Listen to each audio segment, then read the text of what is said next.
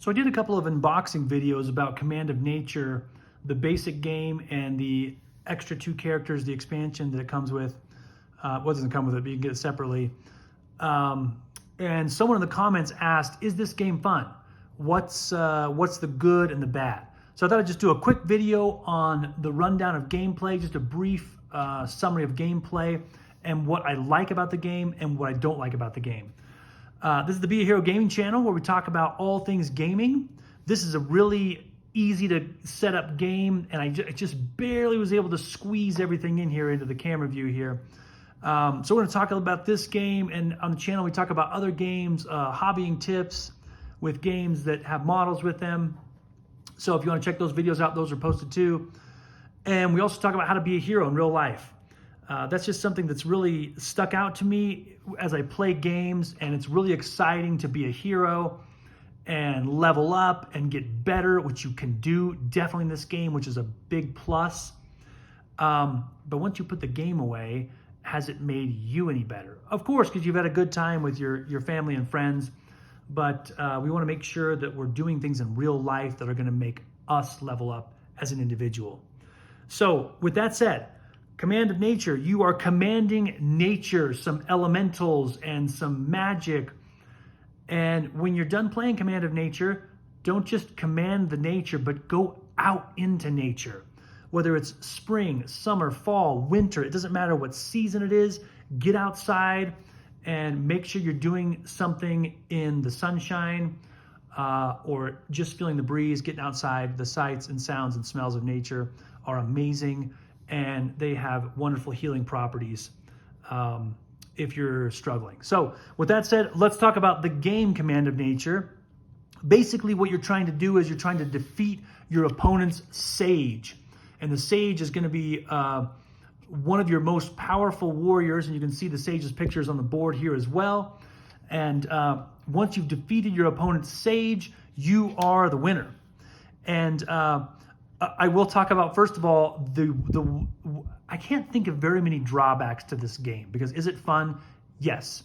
Have we played it a gazillion times? No. We played it a handful of times, and we've had a good time almost every time we played, with one exception.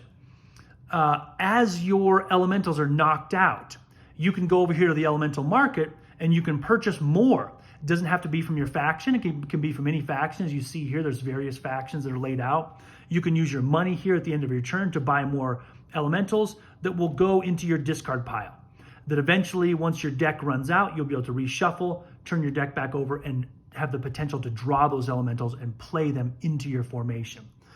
Well, the one drawback to the game is that we experienced is we had a game that went on and on and on, because as elementals were defeated, my son and I kept buying more of these and just kept filling the slots. And some more would get defeated and we'd fill the slots until eventually the scales got tipped and there was a winner. So with that said, the games can, it says 30 to 60 minutes on the box, but they can kind of go on and on if people are just buying elementals and they're just filling in the slots. So as a tip, with that said, over here in this market, you have the opportunity to buy additional attacks, instants that you can use on someone else's turn, and various other cards that will help you in the game. I recommend to focus on these, because if you get yourself a bunch of really powerful attacks from this market, add those to your deck, you'll be wiping out your opponent's elementals right and left. They won't be able to fill them in fast enough before the sage is moved to the front and defeated. So that is one tip I'll have is for you guys is kind of focus on your ability cards here and buy lots of those. And then if you need a couple of elementals, you can purchase a couple to put in here if you kind of find yourself running thin over here. And now the way that works is you'll notice on each elemental here, this is the hit points up here, and this is their strength or their attack ability. Some elementals will have an ability here at the bottom. The basic elementals will not. And let me show you here. This guy has an ability at the bottom. The reason why I really enjoy this game is because of the strategy. For this Geo Weasel to use his ability, he must be in row 1. He can't be in row 2 or 3. Okay, so eventually you're going to have to move this guy up into row 1 if you want to use this ability that's on his card. Now, the Onyx Bearer here can use maybe her ability in row 2, but not in row 1 or row 3. Okay, so the strategy comes in where, again, basic ones don't have an ability, but the other ones do, is getting your elementals in the appropriate row so that you can use their abilities. And also protecting them long enough to where they're not going to be knocked out, that you can keep their ability going throughout the game. As you're playing the game and your elementals are damaged, you're going to put damage tokens on them. And the cool thing about all of these tokens is they're 1 on one side and 3 on the other for all of them. And so even the gold is the same way, or the coins. You have singles on one side, you flip it over and you have a 3. So it makes it really easy when you're adding or exchanging. You can just, you add 2, you just flip it from 1 to the 3 side. As you're playing the game, you can put boosts on your guys, which give them a different additional strength, a different additional attack. You can also put shields on your guys, which give them, will reduce the damage done to them. However many shields are on them, it will reduce the damage by 3, or if you have just 1, it will reduce the damage by 1. So as you're playing, there's abilities that can allow you to add those boosts and those shields to your elementals to protect them. In the case that one of your elementals is knocked out, you immediately have to fill the ranks forward. So I get to choose one of these two. Well, I'm going to move, it doesn't really matter because they're both the same. I'm going to move this guy up, and then I get to choose one of these 3 and move them up, okay?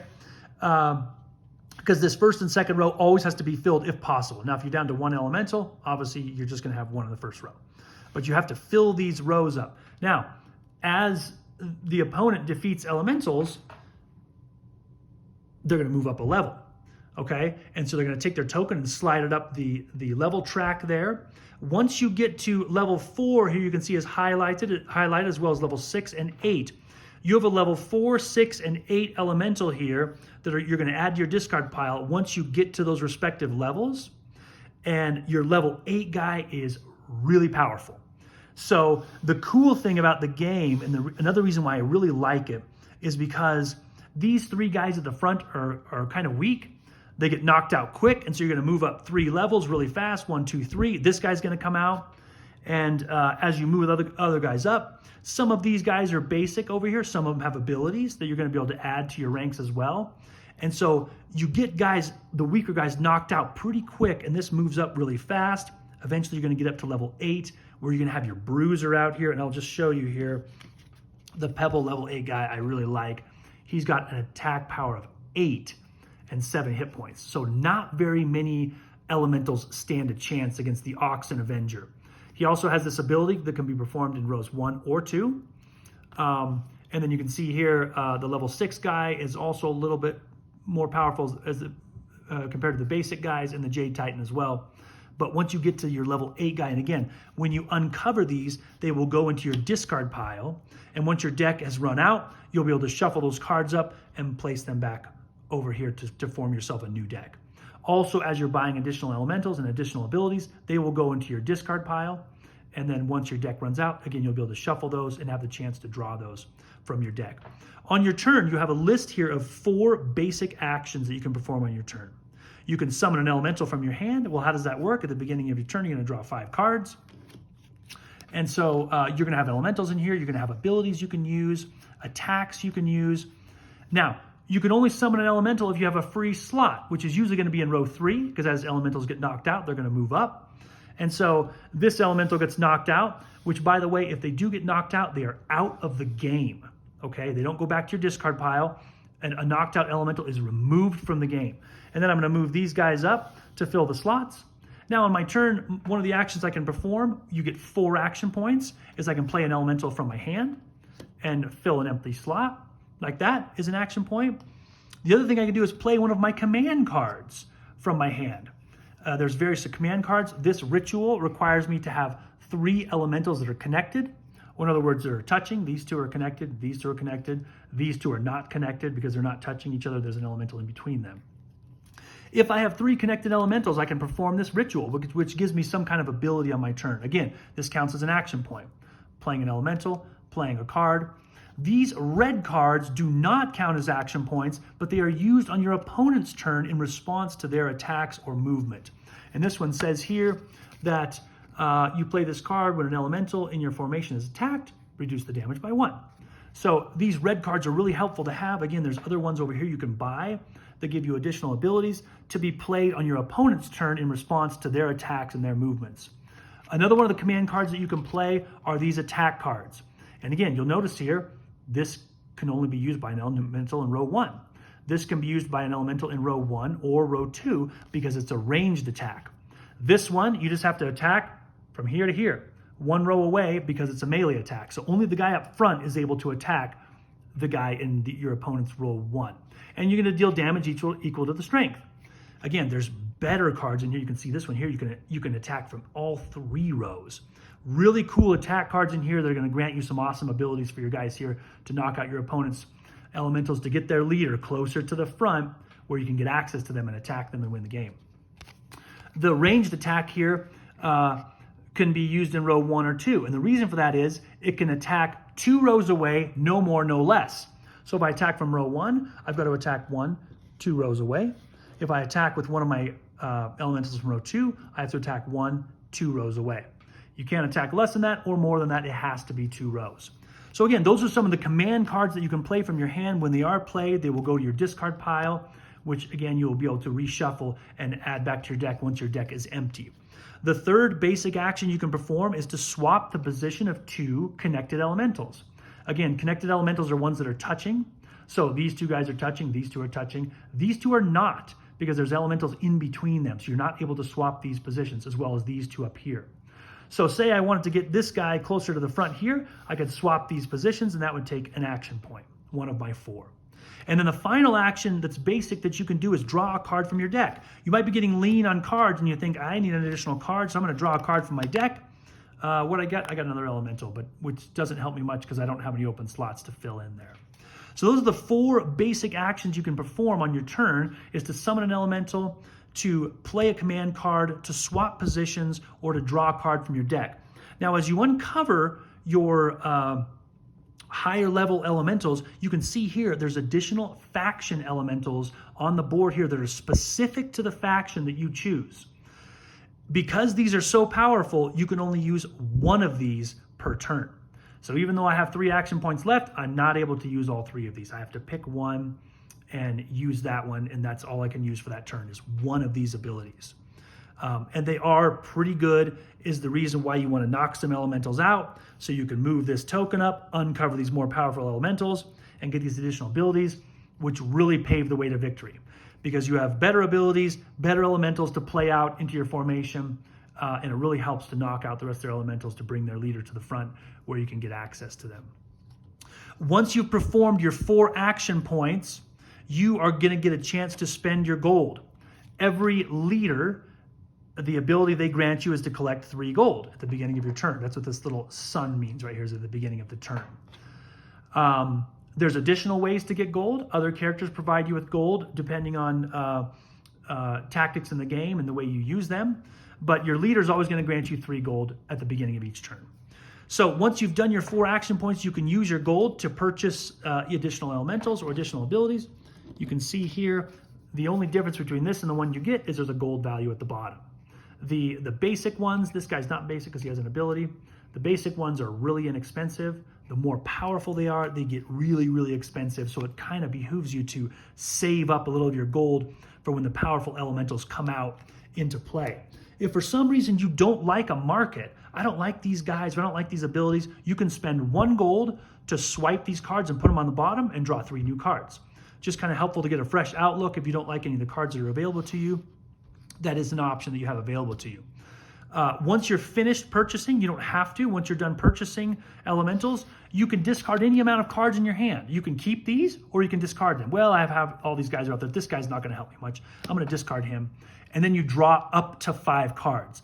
This is an interesting mechanic of this game because you're drawing cards at the end of your turn rather than at the beginning. But the cool thing about that is, so I'm going to draw these 2 cards here. Here's another instant I drew that I get to use on my opponent's turn. So it's nice to have a full hand of cards while they take their turn so you can use cards like this on their turn. Now, as you can see here, I only had 2 cards available to draw. So what I'm going to have to do is I'm going to have to take my discard pile. I'm going to have to give it a little shuffle here. and place it back down here, and I draw 2 additional cards. Oh, there's another instant card, and I get another elemental there. So that is how you end your turn. I now have my hand of 5 cards. I'll turn it over to my opponent there, where they will get their 3 gold at the beginning of their turn from their leader, and they'll get to use their 4 action points, followed by buying stuff from the markets over here, and then they'll discard any amount of cards they want to and draw a hand of 5 new cards. But I don't know that there's many games that you draw cards at the end of your turn, but it is one thing I like about this game because it kind of gets you set up for what am I going to do next turn. You can start to plan based off of, all I know is I have 1 melee attack. So I'm going to start looking over here, who's going to be a good melee attacker that I maybe want to move to the front or swap positions. Now keep in mind, if you have multiple attack cards, each elemental can only attack once per turn. So if I attack with this elemental and I have 2 melee attacks, he cannot attack again. I'm going to have to swap 2 guys to attack with the other guy. I will say probably another drawback to the game, aside from the games can really go on and on and on if you're kind of just going back and forth and nobody's really winning. The other thing is it becomes difficult to keep track of your action points that you only get 4 of, which is a lot. If you had 2, that'd be easy. 4, sometimes you lose track. What we'll sometimes do is we'll put a couple of these tokens up here and say, okay, you have 4 action points. Okay, you use 1, 2, 3, 4, just to help us along the way. If you're playing 4-player and you each team has 2 factions, you get 6 actions instead of 4, and that becomes even more difficult to keep track of. So you really do need to put those tokens out to pull back as you're taking your action points, because 6 actions can be tricky to track. Another thing that becomes tricky is who has attacked and who has not. And so it's not too difficult, but sometimes you have to remind yourself, if you have a turn that's taking a long time, wait, did I attack with this guy already, or did I switch these guys? I can't really remember. There's no way of marking your guys for having attacked already. One idea that my son did have is you could put a piece of gold on them if they attacked already, because obviously they're going to have these tokens on them, but they're not going to have gold on them for any reason. So that's one thing you could do, is you could throw a piece of gold on there saying this guy has already attacked this turn. So again, the things that I don't like about the game is that maybe it's because we were new players, we didn't really know what we were doing, and that's why it was kind of going back and forth and on and on and on. But eventually, once all the powerful elementals came out, I was leveled up, had all my abilities. The Oxen Avenger came out, and again, this guy is pretty stout with an 8 attack. He attacks with an 8, and almost any guy is wiped out. So he was a nice guy to have out. I eventually was able to be victorious, but I think as we play the game more and get more experience and know what to do, the games will go quicker once we kind of have a strategy. And again, one of the strategy is make sure you got some good attack cards to add to your deck, and positioning of your guys. I thought this triangle thing looked really weird when I saw it on Kickstarter. I thought, why in the world are they in this like triangle formation? But I do think it's really cool because of the abilities that can only be used in certain rows. Give you a really tactical advantage depending on how you want to switch your guys and position them. And some guys' abilities with this sun only happen at the beginning of your turn. So if you want this ability to trigger, this elemental has to be in row 1 or 2 at the beginning of your turn. Other elementals that have this icon here where they show these arrows, meaning when something happens, this ability will be triggered. So I love the tactical aspect of the game. It is a lot of fun to try to figure out, and you can look over here too and read these guys' abilities and think, ooh, you know what? This guy might work really well with my elementals. Now keep in mind, these guys have abilities that work well with their faction. And so if you see a stone guy come out, you might want to think about recruiting him because their ability will work well with your faction. That doesn't mean you can't mix it up a little bit. There's some things and benefits to that as well. But that is one thing to keep in mind. But you look over here and you see some abilities and you think, ooh, man, I'm going to get that guy. But then he goes to your discard pile and you got to shuffle him up and draw him later, put him into play. But it becomes a really cool tactical game on where you're going to position your elementals and which ones will attack and which ones are going to hold back to protect the leader. The other thing I like about the game is these boost tokens and these shield tokens you can play out. that will really turn the tide of the game. Depending on who is shielded, you're going to put them at the front because they're going to have shields and they're going to be able to defend against the other player's attacks. The boosts are going to give a weak guy an extra powerful attack to knock somebody out. So the boosts as well are helpful. And also the special faction abilities are unique to the faction. So it becomes fun to try a different faction to see if you like that style of play a little bit better. I wouldn't say they're drastically different because there's not a whole ton you can do in the game, but they're different enough to be a little bit different flavor when you go from one faction to the other. And then again, a couple more drawbacks of the game. It's a little bit tricky to keep track of your 4 action points. There's 6 action points for 4 player, and who's made an attack and who hasn't. But again, that's something you can remedy fairly easily. But overall, is the game fun? Yes, we've had a great time playing this game, just because of the amount of tactics that are involved compared to the other Unstable games. I think this is one of the most tactical of the other ones. Compared to the other ones. So I think I know the Kickstarters are being sent out, and I think this game will be available at retail pretty soon. And so if this is something interesting to you, you can go check it out. I hope you guys, if you're playing Command of Nature, you're going to command some nature for a little bit, and then get out into nature. That's something that's good for us. It's good for our bodies. It's good for our minds. It's good for our emotions, to get outside and spend some time out there. So make sure you do that. That's a way for you to be a hero in the coming days. And I hope you guys are looking for other ways that you can be a hero, not only in your games, but in real life. And until next time, take care.